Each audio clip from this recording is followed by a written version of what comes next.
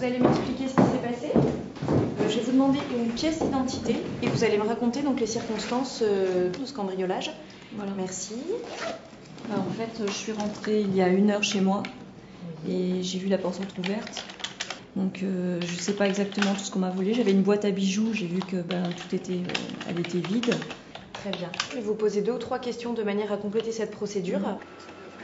Sorti de l'imprimante, je viens juste de naître en tant que procédure en format papier.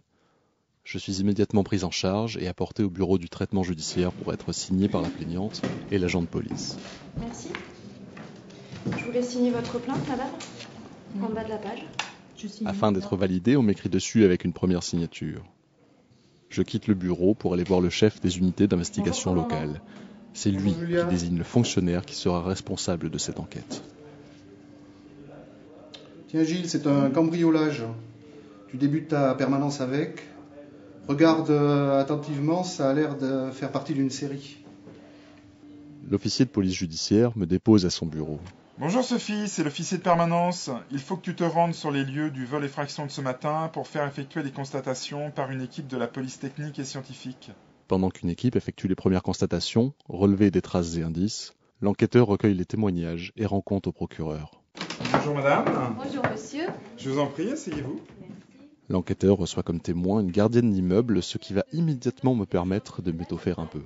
Votre collègue m'a dit de passer vous voir parce qu'il pense que j'ai vu des éléments importants. Mais écoutez, je vous en prie, allez-y. Disons que d'habitude, sur le parking, il n'y a pas beaucoup de voitures, les gens vont travailler le matin, et là, sur la place 115, la place était occupée, alors que le monsieur est parti travailler. D'accord.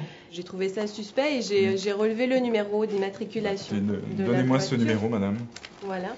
Alors je vais consulter le fichier national. L'immatriculation de ce véhicule est inconnue. Pour l'instant, j'attends qu'un des policiers présents sur le lieu de l'infraction rende compte aux responsables de l'enquête. Oui, nous sommes dans l'appartement avec notre collègue de Lévis. Oui. Mais j'ai une mauvaise nouvelle, les gens n'ont pas pu résister devant le désordre et ont tout rangé. Alors, on a D'accord. bien essayé de retrouver quelques traces, mais il y a énormément de glissés et je crois qu'on n'aura rien. L'enquête n'est pas finie pour autant. Avez-vous remarqué d'autres choses sur cette affaire? Oui, j'ai vu un monsieur qui était en bas de l'immeuble, au coin, qui a fumé plusieurs cigarettes, qui est resté un bon moment. Voilà une information à exploiter. On termine les constatations dans l'appartement, il n'y a pas de traces. Par contre, à l'endroit indiqué par la gardienne de l'immeuble, il y a effectivement un mégot là où se tenait la personne suspecte.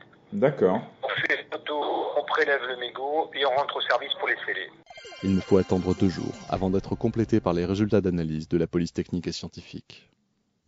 Gilles, j'apporte le rapport d'expertise. Il est négatif. Dans cette première situation, la trace relevée ne correspond à aucun individu enregistré dans le fichier national automatisé d'empreintes génétiques. Dès lors, et si aucun autre élément d'enquête n'est porté à la connaissance des services de police, on peut penser que la procédure entamée ne permettra pas d'élucider le vol par effraction et donc la procédure sera classée sans suite par le procureur de la République. Gilles, j'apporte le rapport d'expertise. Il est positif.